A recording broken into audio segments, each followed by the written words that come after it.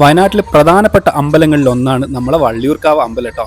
അപ്പോൾ ഇപ്പോൾ അവിടെ ഉത്സവം നടന്നുകൊണ്ടിരിക്കുകയാണ്. അപ്പോൾ ഞങ്ങൾ അവിടെ പോയിട്ടുണ്ട്. അപ്പോൾ ഒരുപാട് വർഷമായിട്ട് നമ്മൾ അമ്പലത്തിൽ പോയിട്ടുണ്ടെങ്കിലും നമ്മൾ എന്താ അമ്പലത്തിൽ കയറി പ്രാർത്ഥിക്കാനോ അല്ലെങ്കിൽ അമ്പലം ഇതുവരെ ഞാൻ കണ്ടിട്ടില്ല കേട്ടോ.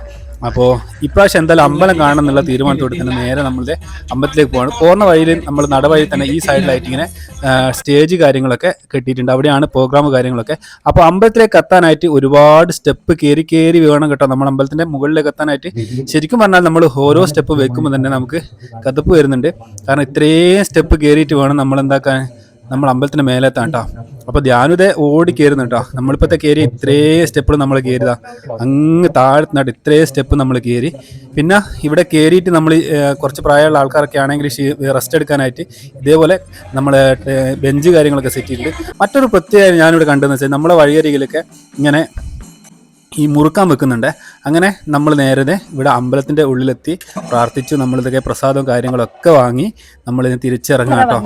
അപ്പോൾ പോകുന്ന വഴിയിൽ നമ്മൾ ഈ അമ്മച്ചിൻ്റെ അടുത്ത് നമ്മൾ കൈയൊന്ന് നോക്കാൻ വേണ്ടി കൊടുത്തോട്ടോ. അപ്പോൾ അവർ പറയുന്ന കാര്യങ്ങൾ നിങ്ങളൊന്ന് കേട്ടു നോക്ക്. കടം ചോദിച്ചാൽ ആരും തിരിച്ചു കൊടുക്കാൻ തന്നെ ഇപ്പൊ പ്രയാസം. കടം വാങ്ങിയാൽ തിരിച്ചു കൊടുക്കൂലെന്ന് പറഞ്ഞതല്ല കേട്ടോ. ഇതിമറിയാൻ ഇപ്പോഴത്തെ ജീവിതം. ഇപ്പൊ മോനൊരു പ്രതീക്ഷയിലാകുന്നത്. ഒന്ന് രണ്ട് കാര്യമെല്ലാം ഇപ്പൊ മനസ്സോട്ട് വിചാരിക്കുന്നത്. ഇറങ്ങിയാ വിജയിക്കുകയോ പരാജയപ്പെട്ടു പോകുകയോ രണ്ട് സ്ഥലത്തിലാകുന്നത്. അമ്മച്ചി കൈ നോക്കി പറഞ്ഞ കാര്യങ്ങളൊക്കെ കേട്ട് കഴിഞ്ഞതിന് ശേഷം ഞങ്ങൾ നേരെ ഇറങ്ങിയത് നമ്മളെ സ്റ്റാളിലേക്ക് കേട്ടോ. കുറച്ച് കാര്യങ്ങളൊക്കെ നമുക്ക് മേടിക്കാനുണ്ടായിരുന്നു. ജിത്തി അവർക്ക് വേണ്ട കുറച്ച് കമ്മലും അതുപോലെ തന്നെ കുറച്ച് സാധനങ്ങളൊക്കെ ഉണ്ടായിരുന്നു.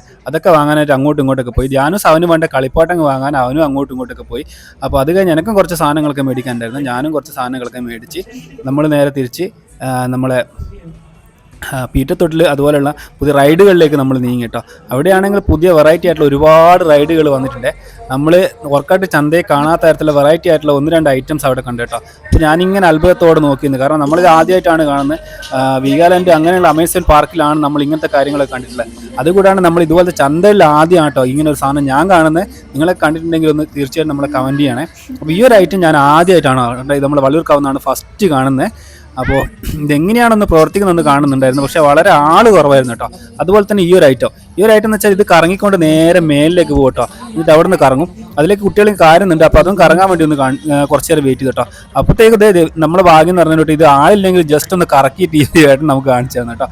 അപ്പോൾ ഇങ്ങനെയാണ് ഇതിൻ്റെ ഒരു പ്രവർത്തനം നടന്നത്. പക്ഷേ ഇതിൽ കയറി കഴിഞ്ഞാൽ തല ചുറ്റി നമ്മളെ പണ്ടാരടങ്ങും കേട്ടോ.